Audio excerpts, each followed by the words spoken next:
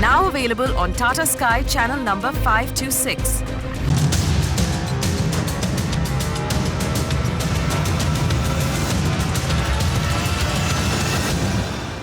Hello and welcome to the Property News. You're watching Magic Bricks Now, India's first property channel. I'm Suesha Samant. Let's take a look at the top headlines of this hour. Macquarie or JP Morgan could ink a deal with Tata Housing to fund its upcoming premium and luxury residential projects. That's a Magic Bricks Now exclusive. Call it the Deonar effect. The union government will release standard rules on solid waste management on Tuesday. We tell you what to expect. That's another Magic Bricks Now exclusive. By this December end, we'll have 7 new STPs which will take care of 450 mld of wastewater. In an exclusive interview to Magic Bricks Now, Karnataka Minister Dinesh Gundu Rao lays out the roadmap for Bengaluru, puts forward solutions for garbage crisis in the city and also gives us an exclusive insight into his big bets in Bengaluru. Also on the show, our ongoing series Water Wars. Today we tell you about Gurgaon's water crisis.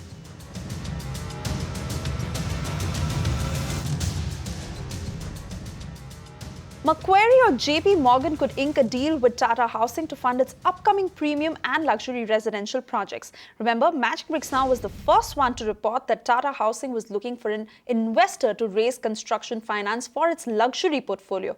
My colleague Disha Shah, who got you the story first, has been tracking this mega deal and got us this exclusive report.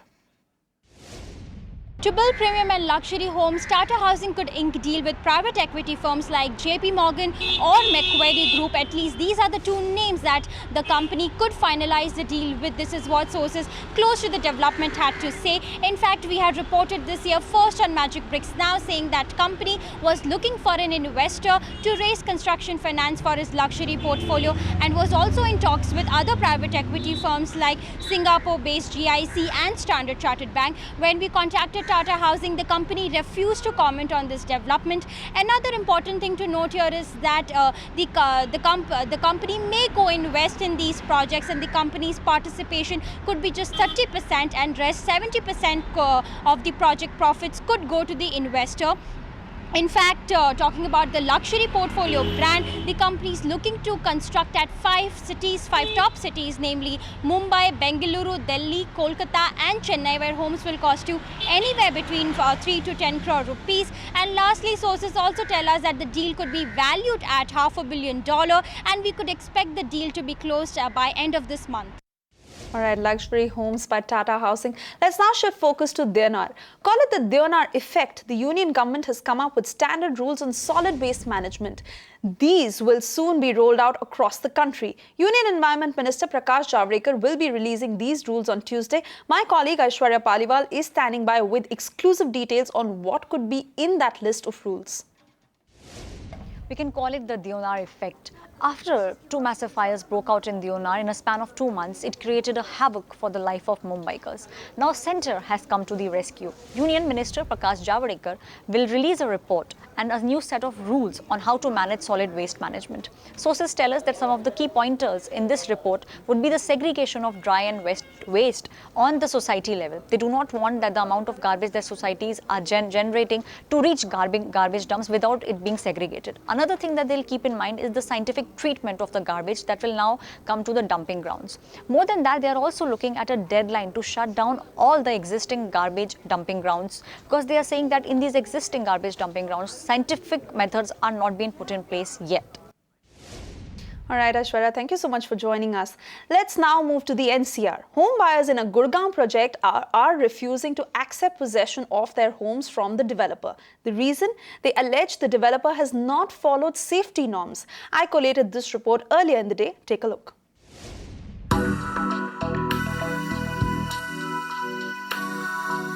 These are some of the 2,000 plus home buyers in BPTP's Park Serene project in Gurgaon. After waiting nearly 4 years for their homes, BPTP had promised possession in 2012. These buyers have now refused to move in. The reason? BPTP is handing over the OC or occupancy certificate for 4 out of 7 towers only, and these two, buyers allege, are unsafe. We are contending that all 7 towers should be given the OC together with all habitable facilities. The major concern being security with the high tension wire which is going right across the society, as well as the ongoing constructions across the towers is a security hazard. Even if we have to take a possession, they give us a offer of possession. We don't feel safe to think about living here when there are security concerns. There is a basic amenity like water issue. There is no sewage. Even the electricity that they are offering is just a 125 kVA for 400 plus families. There is a high tension cable that passes through the project. So these are some of the key issues that we are facing right now. Home buyers in BPTP's Park Serene fear if they accept the OC, the developer may not deliver promised amenities. The occupancy certificate, commonly called OC, is an official document that the developer has to obtain from local authorities before handing over possession. For buyers, it is the equivalent of an all-clear signal. We also contacted BPTP, but the management refused to comment on camera. However, they sent us the following response on email. All requisite safety norms have been adhered to. The same has been ratified by the authorities as well. That said, there were certain minor observations made which were limited to barricading of certain portions of the group housing, minor finishing related works, etc. We have followed all safety norms in the larger interest of our customers. We have already initiated the requisite works and the same will be completed in the next 30 days. This is not the first instance where home buyers in BPTP's Park Serene have taken on the developer. Earlier in 2011, buyers allege BPTP had escalated costs by 35%. Buyers had gone to court then and demanded rollback of the escalation and penalty for delayed possession. This case is currently under arbitration. This is Suesha Sawant for Magic Bricks Now. To get a legal perspective on this matter, we caught up with Aditya Wadhwa, advocate Wadhwa Chambers, and asked him how buyers can safeguard their rights and seek redressal. Also, can the builder turn around from his responsibility if the buyer refuses to accept the OC offered by the builder? Listen in. If the buyer refuses to accept the OC, there is in a purely pedantic legal manner, there is no risk that the buyer is running, because there is a valid and a legitimate reason for the buyer to not accept the OC. As I am given to understand, the buyer is refusing in our case to accept the OC because the buyer feels that there are certain norms like the fire norms and other norms mentioned in the NCB that the builder has not followed. If that is so, what I would advise the buyer to do is to write a legal notice or send out a legal notice to the HUDA and to the builder, telling them that look, these norms have not been satisfied or been followed in this particular building, despite which an OC has been given. What we would like you to do is to re-examine the OC and tell us whether or not the OC was validly given or not. In the event that the HUDA does not respond, the buyer can file a writ petition in the High Court, in the concerned High Court, which is in Chandigarh, directing the HUDA to while keeping in mind all the norms, give a conclusive certificate whether or not the building has in fact followed all the norms. So these are two things that the buyer can do. And thirdly, if the builder refuses to act, it can, of course, the buyer can take the builder to the NCDRC, which is the third option which is available. It prima facie indicates, or in most cases it necessarily indicates, that all the norms have been complied with. But there have been cases, and courts have been recognizing situations where the OC has been wrongfully given, and it is that eventuality that we need to concern ourselves in this case. Even if the OC is given, if you feel that there are certain regulations that have not been complied with, you need to take corrective measures, because despite the owner having obtained the OC and despite you having moved into a premises upon pursuant to the owner giving you OC, if tomorrow the regulator realizes that certain norms have not been flouted with, have not been complied with and have been flouted, the consequences will still ensue. All right, let's now talk about the biggest expose of the year. The latest leaks by the International Consortium of Investigative Journalists have laid bare billions of dollars secretly stashed away in the British Virgin Islands, including nearly 500 Indians, from property heavyweights to actors, politicians, lawyers and industrialists. The expose alleges several A-listers have parked their money in the tax haven, either directly or through their kin. On Magic Bricks Now, our prime focus is on the property market. From the property market, two big names have emerged. KP Singh, chairman and CEO DLF Limited, has allegedly acquired a company registered in British Virgin Islands in 2010 with his wife Indira Singh as a co-shareholder.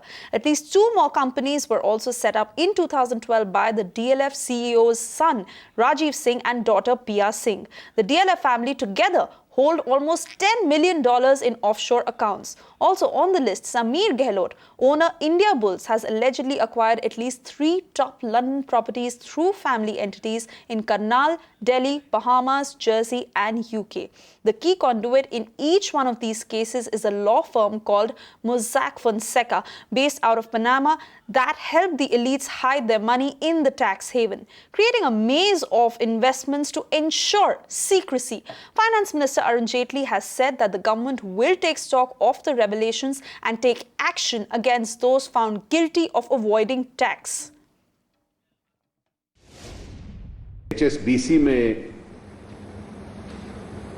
लगभग 600 से अधिक लोगों के नाम आए थे, जिसमें 569 लोगों को ट्रेस आउट किया गया। जो गैर कानूनी पाए गए उनके खिलाफ असेसमेंट प्रोसीडिंग्स कंप्लीट हुए। लगभग 6,500 करोड़ के एसेट्स वहां पर डिस्कवर हुए और आज उसमें से 154 प्रोसिक्यूशंस पेंडिंग हैं। आज के रेवलेशंस हैं और समाचार पत्र से ये प्रतीत होता है कि अगले कुछ दिनों में कुछ और नाम स्पष्ट होंगे। तो जितनी भी डिटेल्स आएंगी जिन नामों के संबंध में, आज वित्त मंत्रालय ने एक मल्टी एजेंसी ग्रुप जिसमें सीबीडीटी, सीआईयू, एफआईयू और आरबीआई ऐसे कई संस्थाओं के जिसका वित्त मंत्रालय से संबंध है और इस विषय से संबंध है, उस मल्टी एजेंसी ग्रुप को बनाया है जो इसको कंटिन्यूअसली मॉनिटर करेगी। माननीय प्रधानमंत्री जी ने स्वयं इसका आग्रह किया है कि इस पे पूर्ण रूप से सरकार कार्रवाई करे। Let's now talk about home loans. 83% bankers and economists polled expect home loans could get cheaper after the RBI bi-monthly credit policy on Tuesday. The majority expect Governor Rajan to announce a 0.25% reduction in repo rates. The rest, that is 17%, expect a 0.5% reduction. Now, if the RBI slashes 0.25% in the monetary policy meet, the idea is that banks will be forced to slash their lending rates, which means cheaper home loans for you and me. What's more, from this April policy till December 2016, 33% bankers expect another 0.25% rate cut if data stays favorable. In a vote of confidence for the economy, most bankers expect the Reserve Bank to maintain its growth forecast of 7.6%.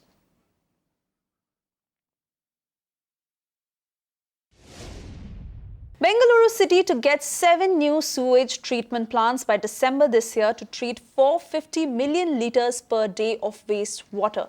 In an exclusive interview with Magic Bricks Now, Karnataka Minister Dinesh Gundu Rao promised Bengaluru citizens a marked difference in 1 year's time. Listen in.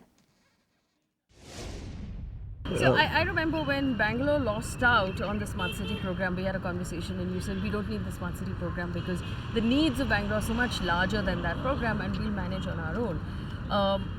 So now that the Smart City program has moved down to its first 20 lists and that has begun moving, how soon do you think the plans that you're talking about will actually start to show the results on the ground? See, now actually you're seeing the results on the ground as of today. we've got, like I said, processing plants for solid waste management on ground. We've opened 7 processing plants. We've STPs. I think by this December end, we'll have 7 new STPs which will take care of 450 MLD of wastewater. And by the next 2.5 years, we'll have the entire waste of Bangalore being treated. Can I hold you to the deadlines that you gave us? Yeah. By December, we'll have 7 sewage treatment plants which we can treat about 450 MLD of water. Okay. That will be up and running. And all our waste to energy plants for the solid waste, within this 1 year, we'll have all the 4 up and running. So these are all the things that we have already done and which we are doing. So, and we've given the funds. There's no lack of funds. We are providing all kinds of support to the city corporation, to the Bangalore Development Authority, to the BWSSB, to the metro, all of these. So work is actually progressing now. Maybe I think in 1 year's time, if you come back and see, I'm sure you'll be able to see a marked difference, and I'm sure people's opinion would have changed also. I'm sure it would have changed. I really hope that works out. Yeah. Also, I just want to understand, for the benefit of our viewers who are interested in the property market. So obviously North Bangalore will see a lot of action going forward in terms of development. You will ease out the problems in Whitefield right now. What are the other areas of focus? Is it Mysore Road? See, Mysore Road has got its limitations. Mysore Road cannot grow because it's already well developed, and there are a lot of plantations, a lot of industry, a lot of villages. So, and a lot of lush green agricultural lands also are there. So, I do not see Mysore Road becoming a hub of activity, but Tumkur Road has got huge potential. I mean, Bangalore North, of course, will become, I think, the next a much better form of Whitefield and Sarjapur. If you'd like to catch the rest of that conversation, then tune into Concrete Dialogues only on Magic Bricks Now. Let's now talk about Maharashtra. India's most industrialized state is seeing a race of a different kind. 2 major cities, Pune and Navi Mumbai, are vying for the IT pie. While Pune has the first mover advantage, Navi Mumbai is fast catching up. However, market watchers caution Mumbai's twin city could lose out unless it gets its act in place. My colleague Ruchi Deshpande got us this report from the Navi Mumbai market. Pune and Navi Mumbai are the 2 major markets in the state of Maharashtra when it comes to attracting the most office space or commercial supply in terms of real estate. But if you look at the figures over the quarter gone by, that is from October to December, it seems to be the case that while Pune is surging ahead in terms of demand for office supply, Navi Mumbai has a case where oversupply is being created. Now let me just take you through the figures for both the cities. Pune over the last year has seen an annual increase of about 16% when it comes to rentals, whereas Navi Mumbai has seen stable rentals. If we come to the kind of demand, then Navi Mumbai has seen about 57% of net office space being used, whereas the same for Pune, the usage has been about 97%. Now, when we spoke to experts in the industry, they told Magic Bricks Now that one of the things that could not be working in Navi Mumbai's favor is the fact that Navi Mumbai does not have enough A-grade supply as compared to Pune. That is the reason why most of the IT firms prefer Pune over Navi Mumbai. The second is that Pune is seen by the IT firms as one market, whereas Navi Mumbai also has Thane-Belapur Road, which is another market in itself. Hence, it has not seen the kind of demand that it should as compared to Pune. That was Ruchi telling us about Pune and Navi Mumbai. So which is the stronger market, Pune or Navi Mumbai? We caught up with JLL's Ashutosh Limai and asked him why IT companies are choosing Pune over Navi Mumbai, his outlook on the Navi Mumbai market, and if Pune would see a shortfall. Listen in. All cities who want to attract IT, ITS clientele have to compete with each other. So it's not only say Navi Mumbai versus Pune, it's also Pune versus Hyderabad, it's Chennai versus Bangalore, it's all over. I think the client profile of Pune as well as Navi Mumbai is sufficiently diverse enough to accommodate IT as well as ITES companies. Pune is ahead, no doubt, in terms of software development companies, whereas Navi Mumbai specializes into high-end business processing and knowledge processing, particularly related to the financial sector. So I think that there are 2 different client bases. I think both cities have enough potential to grow on their own without really hampering the real estate market of each other. In fact, Navi Mumbai scores very high in terms of infrastructure, as I said earlier. And I think where Navi Mumbai lacked for a long time was a world-class property or asset. And after we have seen at Airoli that the development of Mindspace and Gigaplex, I think Navi Mumbai has got the best of the assets now. Also in Seawoods, we are seeing L&T Seawoods doing a world-class development, which is non-IT development. So I think one facet where Navi Mumbai was struggling for a long time seems to be over now, and it's about the asset quality and asset that suits the compliance and wish list of grade A occupiers.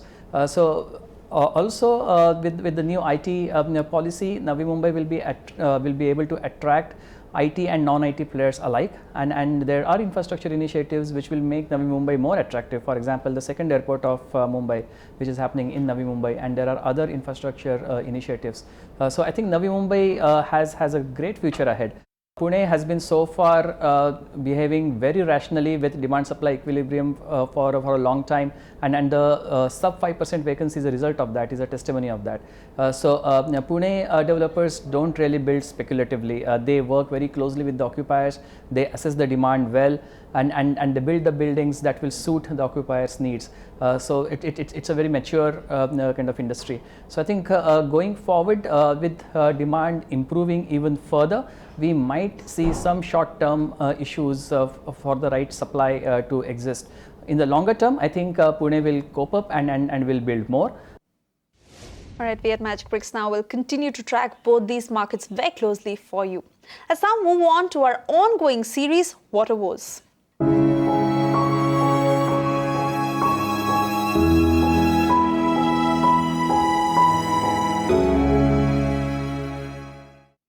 Today we look at Gurgaon. The city, known for its gated communities, is crippled by water shortage. In fact, residents of some societies are completely dependent on water tankers for their daily needs.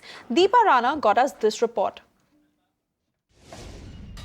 NCR region's IT hub, home to companies like DLF, M3M Group, Ambience and more, but is crippled by water crisis. This is Gurgaon. Gurgaon has been crippled by water crisis for ages now. The locals believe that Gurgaon needs at least 70 gallons of water, but at times they only receive 25 gallons of water during summer seasons. This time, the major hit sections of Gurgaon which do not receive water, or at least the water up to the requirement, are areas like Sector 14, 22, 21, 30, Old Gurgaon, DLF Phase 1, 2 and 3 and Palam Vihar. Now these are the old Gurgaon areas and some of the new Gurgaon sectors which do not receive water at all, or to very less to what is required. Now this is the water problem which has been going on in Gurgaon for a very long time now. A quick programming reminder for all our viewers. India's water crisis has worsened this year, and as usual, authorities responsible are busy passing the buck. We at Magic Bricks Now have begun a nationwide campaign to make the authorities accountable. Join our campaign for the fight for water. You can call us, write to us, tweet out on our hashtag WaterWars. Send us pictures, even selfies, and we will make your voice heard. With that, we've completely run out of time on the property news. Stay with Magic Bricks Now for some more programming and news updates. Thank you so much for watching.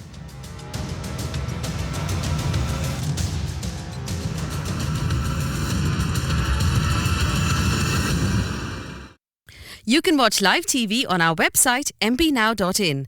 Find us on Facebook at facebook.com/magicbricksnow. And don't forget to click the like button. You can also follow us on Twitter at Magic Bricks Now. To stay updated with all our programming, hit the subscribe button on our YouTube channel by logging on to youtube.com/Magic Bricks Now.